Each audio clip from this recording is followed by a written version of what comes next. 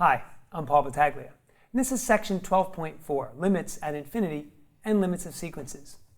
You know, we're going to take a two-pronged approach in this section because what we have here is the ability to bridge the gap from where we were to where we are now in terms of our limits and our techniques, and then be able to look at sequences and where that's going to take us in the future. So, joined by Gabe and Brittany. And Brittany, why don't we let you start off here? Talk to us a little bit about what we want students to look at when they look at limits at infinity.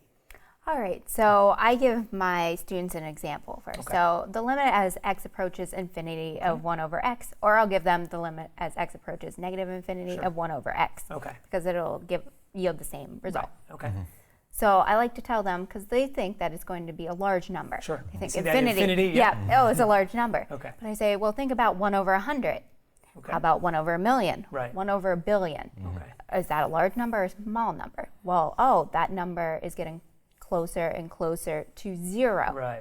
And so that really bridges the gap for them for the limits at infinity in this section. Okay.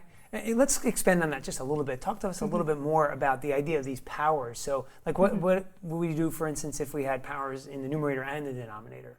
All right. So this might sound like a mouthful, you know. So I will also give the students plenty of examples for this. Okay. So we're going to divide the numerator and the denominator by the highest power of the variable in the denominator. Perfect. Okay. All right. So good. So just make sure your students have an idea of what we're trying to do there as we go out to infinity or negative infinity. You know, the interesting thing about that is, you know, as you said that process right there perfectly, I think it's neat because we've kind of done that before when we talked about end behavior, and students probably may not make that connection. It's been so long, but we never mentioned limits back then. But here we are, basically doing almost the same thing. You know. Yeah.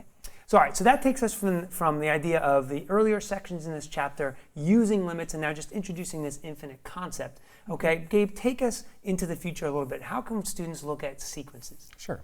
So when I begin my discussion with students on sequences, I like to remind them to what a sequence is. Okay. So for instance, I just let them know that it's nothing more than a list of numbers. Right. Potentially infinite list of numbers, but just a list of numbers. Yep. Okay. And from here, we have a nice conversation about, well, how do we apply this idea of limits at infinity to the sequence? Right, okay. So we look at a couple sequences and, well, what do we notice? Well, as we move further along in these sequences, sort of two things can happen. Our sequence can converge or get closer and closer to a single number, or it can diverge, which really just encapsulates everything that isn't converging. Right. And what this does is actually having a good understanding of this idea of sequences and limits of sequences is it sets us up nicely for the next section, the area problem. Perfect. And I think that is actually kind of an enduring theme here because you're going to have students in your class now that are starting to think ahead. They're thinking about calculus. They're thinking about what level of calculus they like to pursue. And so now we're talking about not only the area problem, but we could even be talking about series and sequences down the line. So things to talk about with your students because you can get an idea of where they want to go as they go forward beyond your class. I hope these tips have been helpful for you. You find much success in section 12.4.